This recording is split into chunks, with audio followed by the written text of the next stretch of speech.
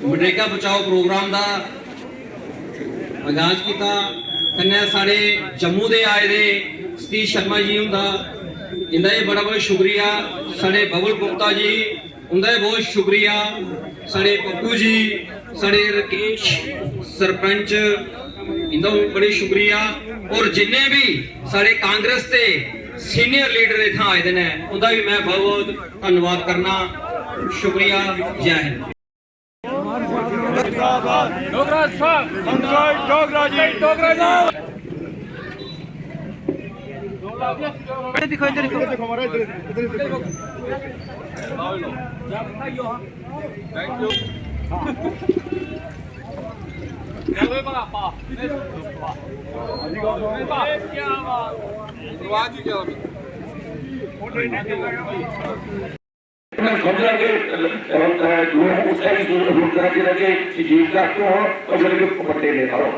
लेकिन मेरी एक तो रिक्वेस्ट है अपने दोस्तों के सारे हम सब गले अगे जिला इस सरकार ने महात्मा गांधी का बदलिया मैं फिर बहुत बुरा किया, बहुत बुरा किया। उस शख्स का और उस मशीन का नाम बदलिया जिस मशीन 102 के स्टैचू लगे हैं। वो ये नहीं पता इस स्टैचू है लगे नहीं लगे, लेकिन मैं सारी दुनिया नहीं पता है जिन्हें को बदले इन्हें मैं पता नहीं पता कि भगवान क्या है।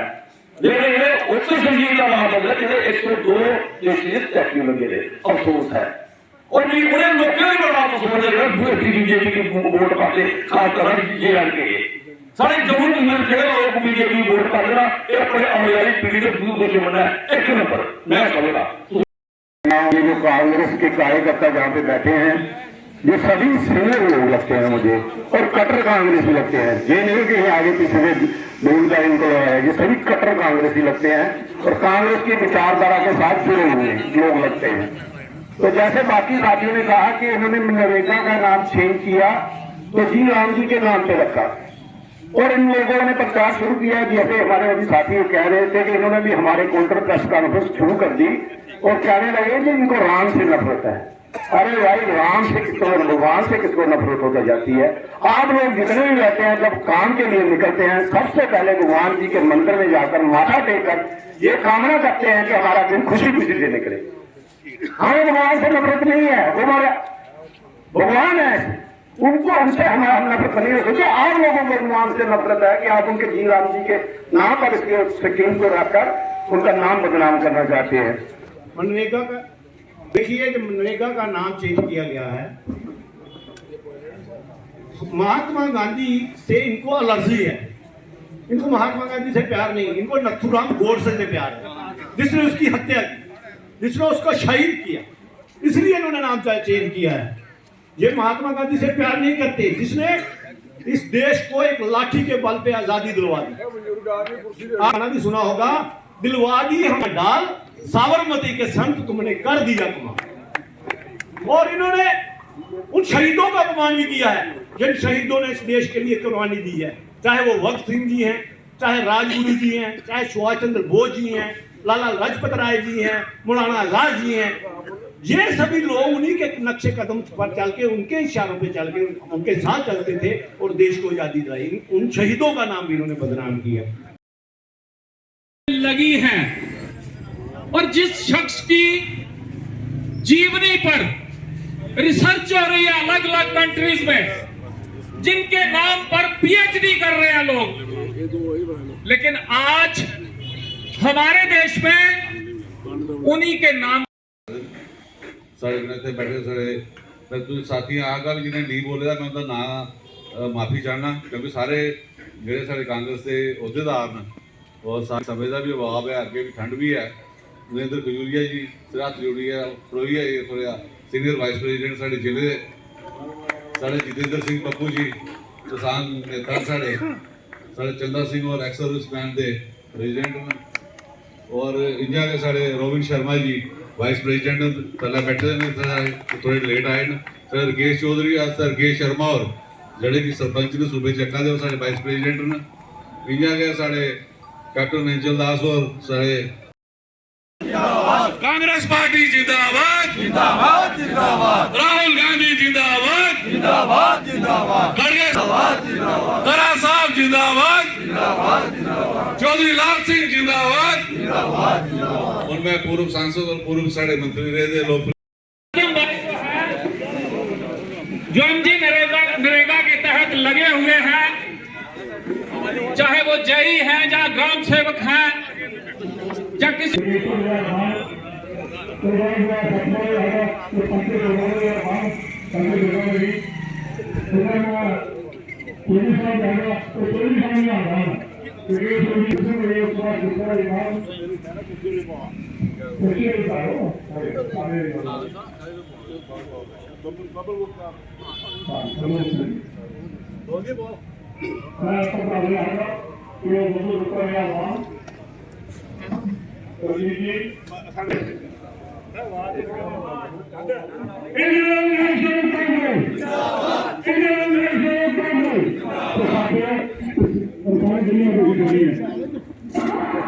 तो साथियों अज का जरा मुद्दा है, जो नाम उनका बदला गया एमजी नरेगा, महात्मा गांधी एक सोच का नाम है।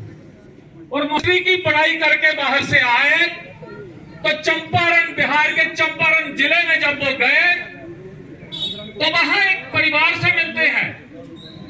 वहां पर पहले आती है सास, तो वो और पहली जब अंदर जाती है तो और ये कसम खाई कि जब तक मेरे भारत का एक भी बच्चा नग्न है वह तब तक कपड़े जो है वो नहीं पहनूंगा, अपने जीवन काल में कभी कपड़े नहीं पहनूंगा, विदार बर्दाश्त जो है वो नहीं होगा।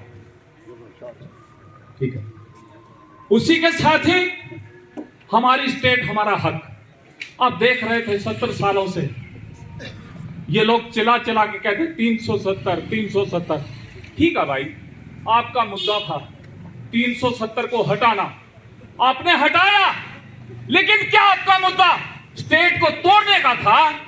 क्या आपका मुद्दा स्टेट को डिमोट करने का था? हमारी स्टेट हमें चाहिए, हमारे बच्चों के लिए जो नौकरी में आरक्षण था वो हमें चाहिए, हमारी जमीन हमें चाहिए, हमारे जंगल हमें चाहिए, हमारे दरिया की मिट्टी हमें चाहिए, वो हम कभी भी छोड़ना बर्दाश्त नहीं करेंगे। देश को एक करने का, और जो न्याय योजना के ऊपर वो बोल रहे हैं, हम उनके साथ हैं, पूरे दिल से साथ हैं, और कोई भी हमारी जरूरत कहीं भी पार्टी लगाती है हम वो पूरे दिल से ड्यूटी करेंगे। जय हिंद, जय भारत। ਉਹ 2 ਵਜੇ ਤੱਕ ਕੰਮ ਕਰਦੀ ਸੀ, ਔਰ ਉਹਦੇ ਬਾਅਦ ਚ ਲੇਬਰ ਪੂਰਾ ਦਿਨ ਕੰਮ ਕਰਨੇ ਵਾਸਤੇ ਮਨਾਈ ਇਸ ਵਾਸਤੇ ਕਰਦੀ ਸੀ ਕਿ ਉਹਦੀ ਦਿਹਾੜੀ ਘੱਟ ਗਈ। ਇਸ ਗਵਰਨਮੈਂਟ ਨੇ ਇਸ ਮਨਰੇਗਾ की अगर और ਵਧੀਆ बनाना हा ਤੇ ਉਹਦੇ ਵਾਸਤੇ ਉਹਨੇ ਦਿਹਾੜੀ ਜਿਹੜੀ ਸੀ इसलिए अगर 500 रुपया ਜਾਂ 400 रुपया कर दे ਉਹ बड़ा ਵਧੀਆ हा। ਉਹਦੇ ਨਾਲ ਸਾਡੀਆਂ गरीब लोग ਜਿਹੜੇ ਨੇ ਉਹਦੇ ਚ माता भैने भी आराम करने अपनी टोकरी उठानी ही तो उन्हें भी कम कर लेना हा। ट्रैक्टर रोड होंदा हा जां तलाह दा कम होंदा हा, उहदे सारे लोग माता भैणां बड़ा खुश होइए कम करदियां हियां। सवेरे अपना घर कम करिए और 10 बजे उत्थे पुज्जी जंदियां कम च, ते सारी एक फैमिली तरह ग्रुप बनिए, ग्रां दे लोग कम करदे और 15 दिन बाद उन्हें की पैसे भी निकलते। वधिया स्कीम करने के बजाय इन्हें उस स्कीम की तोड़ फोड़ किया, अदला बदला किया। उस स्कीम की इन्हें 60-40 की रेशो चली आंदा कि सेंट्रल गवर्नमेंट 60% पैसा दे और स्टेट जी साड़ी 40% दे। तुम सारे इतने समझदार बैठे दे हो, स्टेट ने पैसा देना कुथों है? सेंट्रल जी गवर्नमेंट है, गवर्नर साहब भी होंगे ने, पहले 90% और 10% की रेशो च कम होंगे है, अज उन्हें 60-40 रेशो कम करी उड़े। जेड़े अज कम साढ़े अगे नहीं होने चलाने वास्ते जेड़ा पैसा गवर्नमेंट सेंट्रल गवर्नमेंट दिंदी ही वो सीधा फायदा जेड़ा वो लोकें की होंदा हा। इत्थे बड़े लोग बोलते ने, हुण बड़ियां प्रेस कॉन्फ्रेंसां करदे ने कि महाराज घोटाला होंदा हा ते प्रभु श्री राम दे नाम पर स्कीम आई, हुण घोटाला नहीं होना। ना बदला दे, देखो ना बदलने का कुछ नहीं होना। तुम मेरा नाम सोहन लाल है, सोनी है, सोहन लाल है, जो भी करो मैं जेड़ा है वही हाँ। उहदे पर काम करने की अगर मेरा काम अच्छा हुआ, ये अगर मनरेगा का नाम चेंज करना हाँ क्यों नहीं ने मजदूर आदमी की दिहाड़ी जी 220 रुपया दिहाड़ी दिया देना 600 रुपया कदी नहीं उदे भी कोई गल नहीं करा दे। सारी पार्टी ने गारंटी दी थी कि 100 दिन हर गरीब आदमी की रोजगार दिता जाएगा। जेड़ा भी गरीब आदमी जेड़ा कोई पिंड दे जेड़ी गली नालियां बनागन अपनियां गलियां बनानियां और सरकार ने उन्हें पैसे देने 100 दिन की गारंटी ही। अज तुहानू जेड़ी भी जी राम जी ना दा कन्नै जेड़ा दस्सा दे ना उहदे विच गारंटी कोई नहीं है। तुसें भी आखा दे कोई इनके कार्यकर्ता की गल महाराज कांग्रेस 100 दिन ही दे दी 125 दिन दिहाड़ी देई ओड़ी वो भरावा गारंटी दी ओहदे विच तुसें 100 दिन नहीं तुसें एक दिन नहीं देनी जो एक दिहाड़ी लवानी फिर ओहदे विच 60% सानू पहले 90% सानू सेंटर दिंदी 10% सरकार जेहड़ी स्टेट दी होंदी उन्हें देना होंदा हूं 40% आखदे नहीं जी 40 स्टेट वाले देना ते 60 सेंटर वाले देना। सेंटर जे अप्पू बैठे दे समझदार बैठे दे न इस वास्ते इन्हें लोकें कन्नै होर भी बड़े छड़े बड़े जेड़े ओह ने मेरे भरा बड़े कांग्रेस साहब ने इत्थे बड़ी अच्छी गल रखी और नेहरू जी ने, लाल बहादुर शास्त्री जी ने, इंदिरा जी ने, राजीव गांधी जी ने, नरसिंह राव जी ने, मनमोहन सिंह जी ने एक लंबा कार्यकाल दिता इस हिंदुस्तान की बचाया भी और दुनिया के सारे कोला बड़े देशी जी का नाम होता रहा। अज ये 2 करोड़ का पाकिस्तान अज 2 करोड़ का पाकिस्तान जिसने 1971 च इंदिरा गांधी जी कन्नै पंगा लेने की कोशिश की 2 मुल्कें डिवाइड कर दिता और अज इस पाकिस्तान को डरी डरी है सहमी है अपने आप की आगे करा दिन अस सारे लोग हिंदुस्तान कन्नै खड़ोते दे जम्मू कश्मीर के अवाम कन्नै खड़ोते दे लेकिन अपनी रियासत जी महाराजा हरि सिंह साहब ने जिस प्रारूप कन्नै जिस शक्ल कन्नै महाराजा हरि सिंह साहब ने इसका विलय किया जी रियायत सानू मिलदियां सानू सारी रियायत वापस चाहिए स्टेटां संघर्ष करा दियां कि सानू स्पैशल स्टेटस मिले जा लेकिन असें अपना स्पैशल स्टेटस मोड़िया।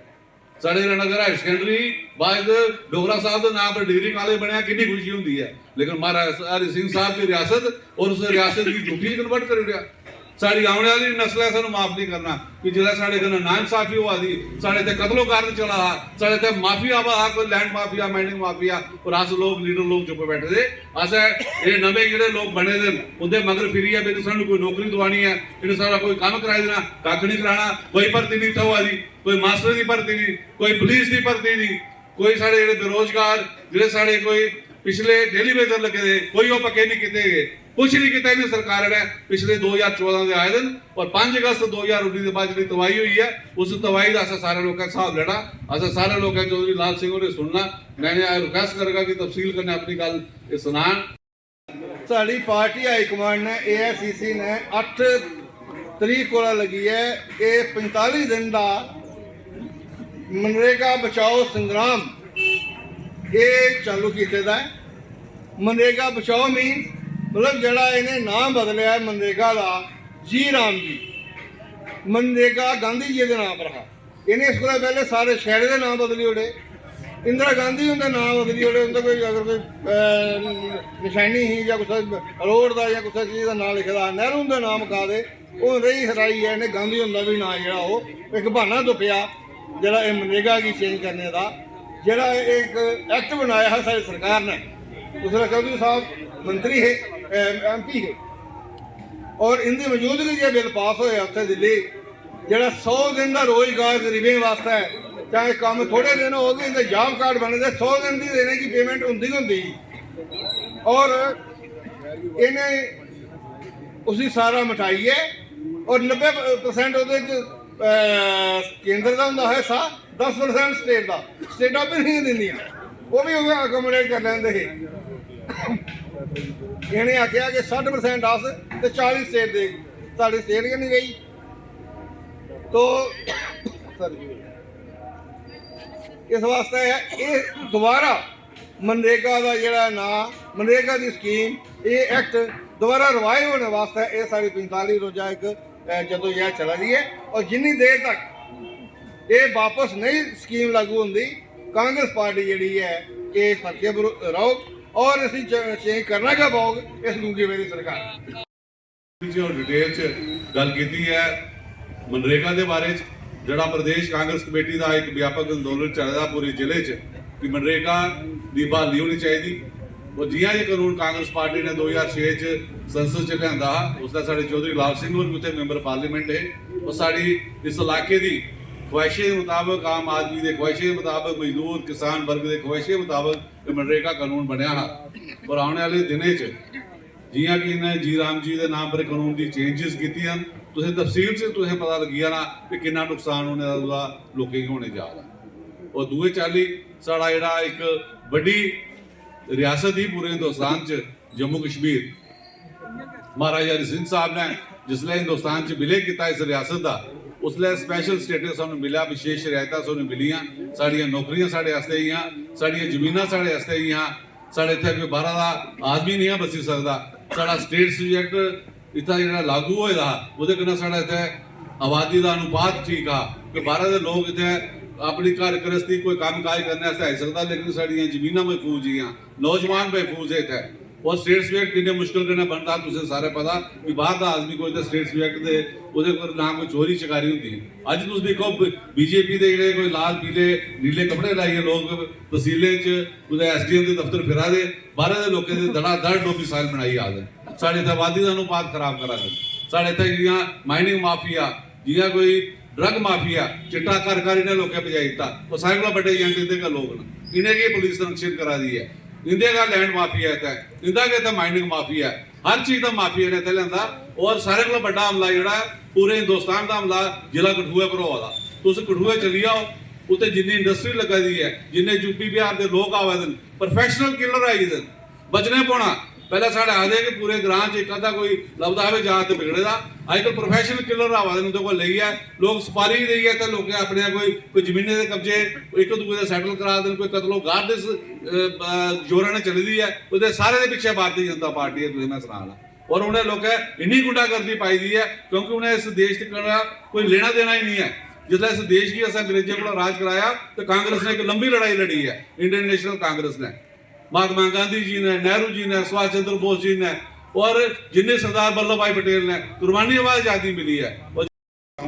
सबका वेलकम करता हूं। और जैसे मेरे साथियों ने आपको कहा कि जो आज हमारा ये प्रोग्राम यहाँ पर चल रहा है, ये पिछले 8 तारीख से हमारी ऑल इंडिया कांग्रेस कमेटी की तरफ से ये प्रोग्राम हर गांव में, हर शहर में, हर तहसील में, हर जिले में, हर रियासत में चल रहा है।